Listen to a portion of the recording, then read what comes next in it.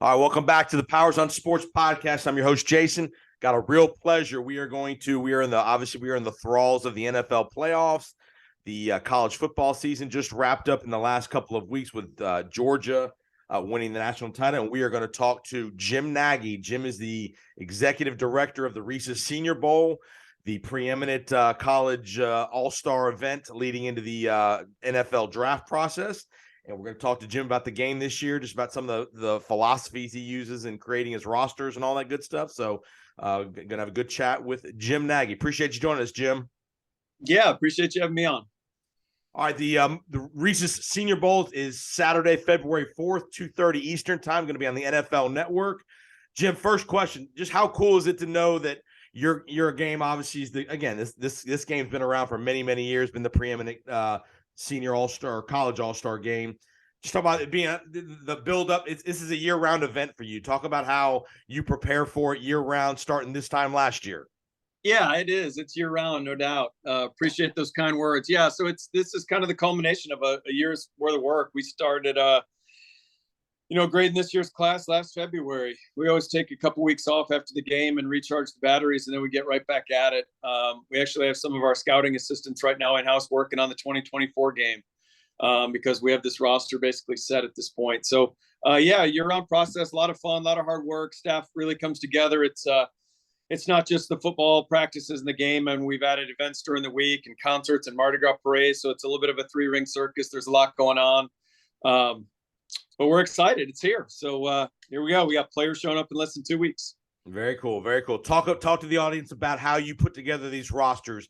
I know a lot of people, there's a lot of names they recognize, a lot of big schools, Max Duggan, TCU, Alabama players, Georgia players, TCU guys we've seen all throughout the college football season. Talk about how do you have a formula that you want to have a certain number of Power 5 conferences versus non-Power 5?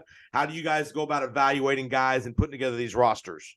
No, we built this thing out just like an NFL personnel department. So that, my previous 20 years before taking this job, us in the NFL, tried to pattern our football operation as closely on our budget as we could to an NFL program. We had 9 former NFL scouts on our staff this year, all over the country. From Montana down to LA, over to Charlotte, Chicago, Kansas City, Dallas. I mean, all over the place.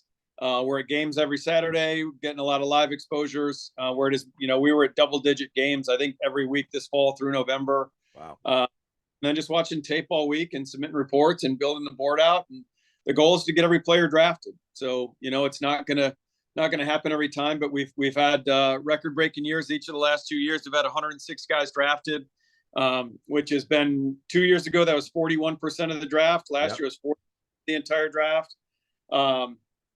So yeah, the goal is just to get them all picked and and to play in the league. We've had we haven't done doing the research on this year's game yet, or last year's game, but the first 3 years we were here, over 88% of our guys made rosters as rookies.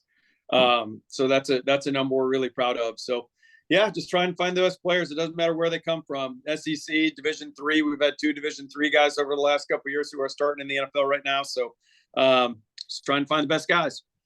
Talk about the coaching staff. People don't realize that NFL coaching staffs coach these games. Who are your coaching staffs this year as far as going into the game, and how do you go about that selection process of because obviously from an NFL perspective, all these staffs want an opportunity because you get so much exposure to these prospects. How do you go about that process of picking the coaching staff? Yeah, we had a very different process this year. For the first time in 73 years, we don't have the full staffs. We have a collection. Yeah, we have a collection of assistants from non-playoff teams. And again, I just think they wanted to get, first of all, it's a developmental opportunity for coaches in the league. Everyone that's coaching in the game, we just voted on those staffs yesterday. Head coaches and GMs from the non-playoff teams nominated people from their staff. So we'll be announcing that next day or two. But we're going to have 16 teams represented behind the scenes all week. And I think that's better. That's really good for our players. Rather than just be exposed to 2 teams, they're really exposed to half the league. So that's a good thing for our guys. It creates a little more work on the front end of things. Like right now, I'm hopping on a Zoom call here in about an hour with, the 30 coaches that were appointed to the game, and just kind of having an introductory call with them and getting everyone on the same page in terms of our playbook. But it's good for these players. They are going to leave Mobile better football players than when they showed up. Yeah, that's a great innovation. I like that a lot about incorporating these many different guys from different roster or from different organizations. I think that's a great idea. Talk about real quick about the players. These players, obviously, we can watch Senior Bowl practices on TV and stuff during the week, but talk about their all day schedule. You're putting them through an NFL regiment of interviews and getting up early in the morning, staying up late at night, kind of stuff. Talk about that process and how that leans into their ability to be able to live the NFL life. Yeah, no, it's as you said, the practices are on all 3 days are going to be live on ESPN and the NFL Network. The NFL Network had stopped doing live stuff. They would kind of bounce in and out of their different shows during the day, like do some live pickups and then go back to the studio. They're going to be fully live this year and on NFL Plus as well. So you're going to be able to, if you want to see practice, you're going to be able to see practice. There's plenty of avenues to do that.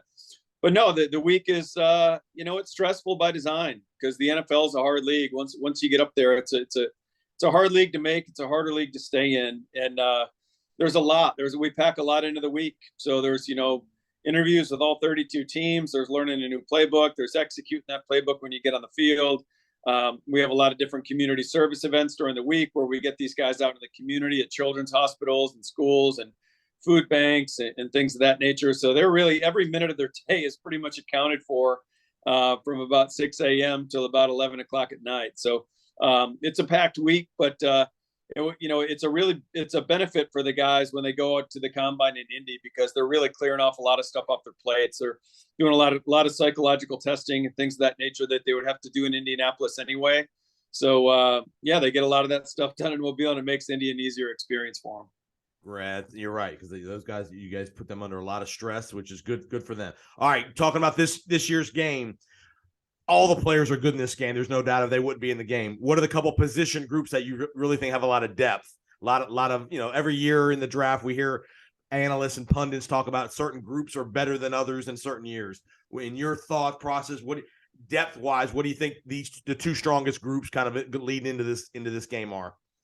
Yeah, I'm kind of cheating. I'm looking over at the board right now. It's over.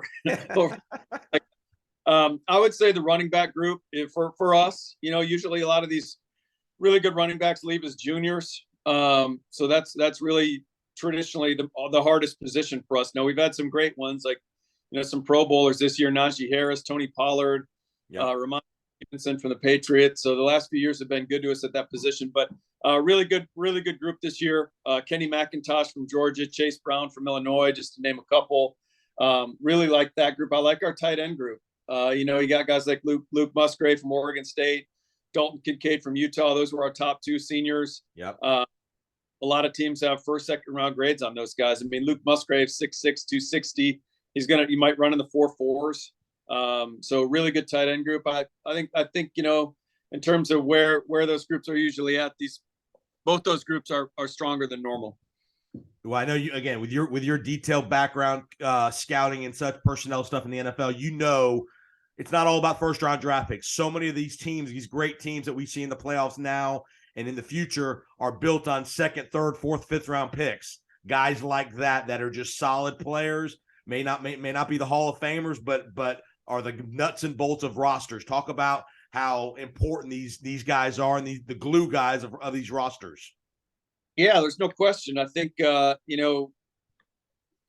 any general manager that believes in his ability to evaluate, I think most of those guys want to trade down and compile picks because I know if I were running a team, that's I would want that because you can get a lot of good players, 4th, 5th, 6th round players. I mean, just out of last year's game, like Dameon Pierce was 1,000-yard back this year for the Houston Texans, went in the 4th round. Tariq Woolen went in the 5th round from Seattle. I mean, I think the guy he led the league in interceptions with 6. He probably should be Rookie of the Year, Defensive Rookie of the Year, he or Sauce Gardner. So, but no, you build out your roster in those middle rounds. I mean, it's great to hit on some, high-end talent in the first couple rounds. Those top 50 picks is where you're going to get a lot of your Pro Bowl type players. But to really build out the rest of your roster, rounds 4, 5, 6 are really important. And I think the good teams thrive in those rounds. And we have a lot of players from those rounds in the game. So, those rounds are critical if you're going to build a good football team. As far as the kids go, last question I'll get you out of you. Talk about the city of Mobile, and this is an event. And this event's been in Mobile for quite a while. Talk about your ability to make this such an event, not just a football game, not just practices, but charitable contributions. You have lots of different entities in the city of Mobile that help you put this event on every year. You mentioned music. You're doing some music stuff, entertainment stuff, works around Mardi Gras. Just talk about the city of Mobile and the charitable contributions this event provides that city in that area. Yeah, there's no doubt that's what makes the Senior Bowl different from the other All-Star games. We've been here. I mean, other games have moved around and bounced city to city. We've been in Mobile. This is year 74. Next year will be our 75th anniversary game, which will be huge. I mean, this is part of our city's, the fabric of our community. It means everything to the city. The game brings over $40 million a year to the local economy, just in the 1 week, between restaurant, hotels, all the tourism dollars that come into the city. And that's why we've built the week out, like you said, with the Mardi Gras, the Mardi Gras parade, the Nelly concert this year, just giving more people a reason than just practice in a game to come to Mobile. So it's huge. We have over 400 community volunteers as part of our Senior Bowl committee. They're a huge part of what we do. We would not be able to execute the week without them. I mean, they're family. I mean, we have a lot of events throughout the year. We do a lot year round in the community, kind of serve all levels of football in our community, whether it's like youth tackle leagues or we have our own NFL flag league. So do a lot with our high school programs in the area. You'll see we're going to have close to 20 high schools represented in the stadium on game day this year. Those young guys will have their jerseys on representing their schools. It's a first time thing we're doing with them. So yeah, again, that's what makes us different, and that's what makes this job a great job, is because you can really connect with the people, and we try to give back as much as we can to all the levels in the city, and just everyone that's connected with the game makes it special. Well, tell the fans where they can, if they're interested in potentially coming to the game, if they're in that area of the country, or if they're interested in coming to practices. Tell the fans how they can buy tickets and such and participate in the event. Yeah, practices are a blast. I will say that they're wide open. Anyone can come to practice. The new stadium at Hancock Whitney out at the campus of South Alabama is a great venue. You got the jumbotron going. Music's going to be blaring. It's got a great energy, great vibe to it, as opposed to our old home where we were at for 70 plus years. This new site is unbelievable. But just seniorbowl.com, everything can be found there. We have an e-ticket, so you can just buy it on there, get it on your phone. Show up in Mobile, come to the game. So yeah, a lot of great events. Go on seniorbowl.com. We've got everything there on the homepage to educate yourself on the week and everything we have going on. That's great. Well, Jim, I appreciate the time, sir. Have a great game. Again, February 4th, 2:30 Eastern. Going to be on the NFL Network. Jim's doing a great job. It was your 5th year doing this? The 5th bowl game? Yep. Going by fast. The 5th year. Yep. Reese's Senior Bowl in Mobile. Again, I was actually there 7 or 8 years ago. I came down for a couple of days. It's a great event. And if you're a football fan, I definitely would encourage you to put it on your bucket list for a couple of days. So, Jim, appreciate the time and good luck with the game this year. All right. Thanks for having me on. Have a great weekend. We'll be right back.